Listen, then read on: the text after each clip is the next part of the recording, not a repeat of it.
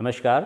आज हम बात करेंगे एक बड़ी जटिल बीमारी के बारे में जो छाती की एक बीमारी है जिसे ट्रैकियल स्टेनोसिस कहते हैं। ये क्या होता है, इसके लिए क्या करना होता है, कैसा ट्रीटमेंट होता है। मैं डॉक्टर हर्षवर्धन पुरी हूँ। मैं एक चेस्ट सर्जन हूँ, थोरैसिक सर्जन हूँ जो मेदांता द मेडिसिटी गुड़गांव में काम करता हूँ। तो ट्रैकियल स्टेनोसिस, ट्रैकिया क्या होता है? ट्रैकिया कहते हैं हमारी सांस की नली को, जिससे हम सांस ले पाते हैं। स्टेनोसिस का मतलब उस सांस की नली का पिचक जाना।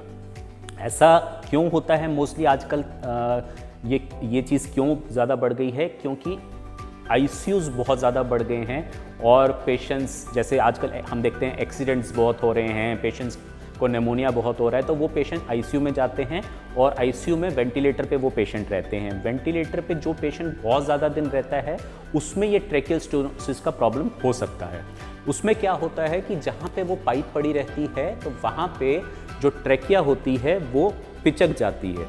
तो पेशेंट हमारे पास कैसे प्रेजेंट करता है? जब उसकी ये पाइप निकाल दी जाती है तो कुछ दिन तो पेशेंट नॉर्मल रहता है और उसके बाद उसकी हर चीज़ में सांस फूलने लगती है। इतनी ज़्यादा भी कई बार फूलने लगती है कि वो बैठे बैठे भी उसकी सांस में आवाज़ आती है, जिसे हम स्टाइडर कहते हैं। ऐसी आवाज़ पेशेंट करता है और उसको सांस लेने में बहुत ज़्यादा तकलीफ होती है। हम इसका डायग्नोसिस कैसे बनाते हैं? जब पेशेंट हमारे पास इस प्रॉब्लम के साथ आता है तो कई बार तो वो ये सिम्टम्स के साथ आता है कि उसे स्टाइडर हो रहा है, और कई बार वो इतना ज़्यादा बढ़ जाता है कि वहाँ पे बाहर किसी पेरीफ्री में उसकी ट्रेक्योस्टमी भी कर दी जाती है। ट्रेक्योस्टमी क्या होता है कि यहाँ से एक छोटा सा छेद करके एक नली डाल दी जाती है जिसकी मदद से वो सांस ले पाए। ये उसकी जान बचाने के लिए ये लोग ऐसा करते हैं। तो ये कई पेशेंट्स हमारे पास ट्रेक्योस्टमी के साथ आते हैं और कई पेशेंट्स हमारे साथ इस सांस की तकलीफ के साथ आते हैं। तो सबसे पहला चीज़ होता है हमें इसका डायग्नोसिस बनाना।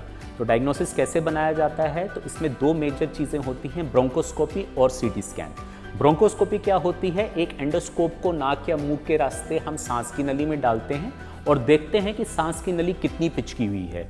अगर वो बहुत ज़्यादा पिचकी हुई है और हमें लगता है कि जान पे खतरा है तो हम क्या करते हैं, उसे थोड़ा सा डायलेट कर देते हैं ताकि हम उस पेशेंट की जान भी बचा पाएं और कुछ टाइम हमें मिले उस पेशेंट को सर्जरी के लिए प्रिपेयर करने के लिए।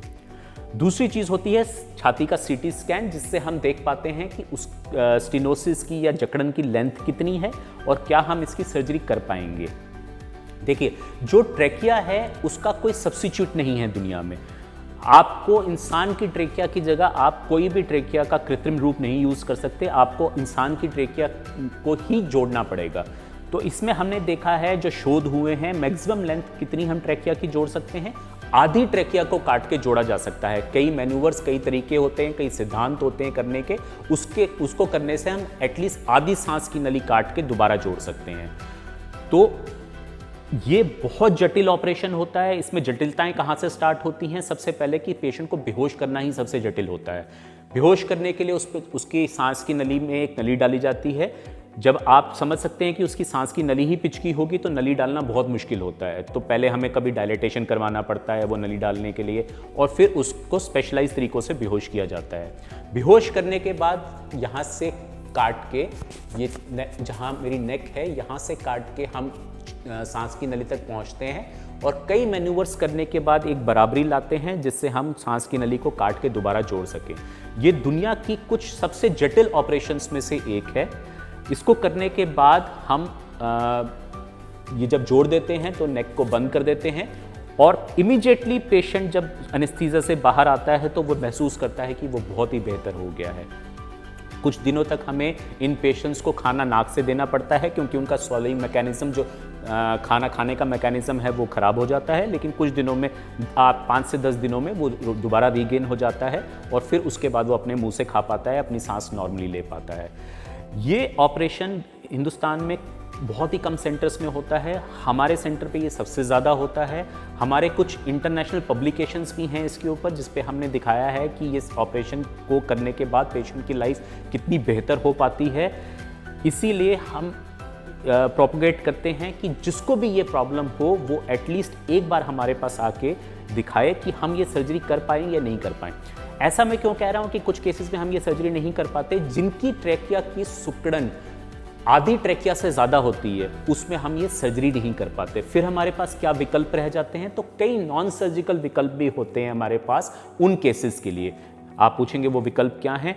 तो हम ब्रोंकोस्कोपी ही से ही डाल के उस जगह को बार बार डायलेट कर देते हैं, जिससे एटलीस्ट जो उसकी सांस की ये प्रॉब्लम है ये ख़त्म हो जाती है।